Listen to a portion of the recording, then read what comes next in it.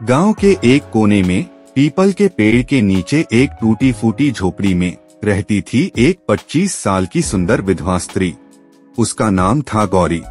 उसका रंग दूध जैसा साफ, चेहरा हमेशा उदास और आंखें जैसे किसी गहरे दर्द की गवाही देती थीं। पति की मौत के बाद गौरी बिल्कुल अकेली हो गई थी।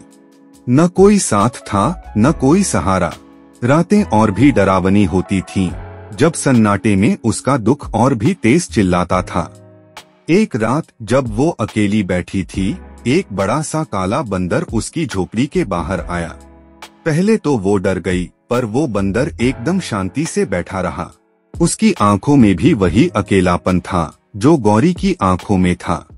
धीरे धीरे वो बंदर रोज आने लगा। कभी एक फल लाता, कभी बस चुपचाप उसके पास बैठ जाता।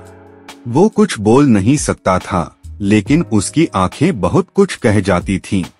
गौरी एक रात पूछ बैठी, तू रोज क्यों आता है? क्या कभी मुझे छोड़कर नहीं जाएगा? बंदर उसे देखकर हल्के से मुस्कुराया और उसके पास आकर बैठ गया। उसके कंधे पर हाथ रखा, जैसे कहना चाहता हो, नहीं, मैं तुझे कभी अकेला नहीं छोड़ूंगा। एक दिन वो बंदर घायल हो गया। झोपड़ी के बाहर पड़ा तड़प रहा था। गौरी भागी भागी आई, उसे उठाया और अपने आंचल से उसके घावों पर मरहम लगाया। उसके आंसू उस जानवर के लिए बहने लगे। कुछ दिन के लिए वो बंदर गायब हो गया। गौरी को बेचैनी होने लगी। कहाँ गया वो? क्यों नहीं आया? क्या छोड़ गया मुझे भी सबकी तरह?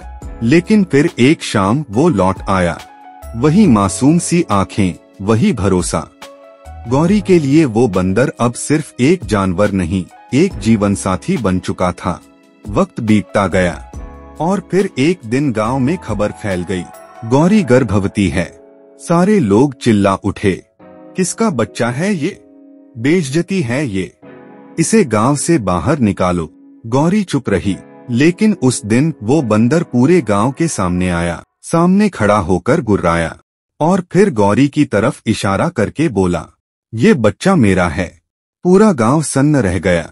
गौरी को गांव से निकाल दिया गया, लेकिन बंदर ने उसे अकेला नहीं छोड़ा।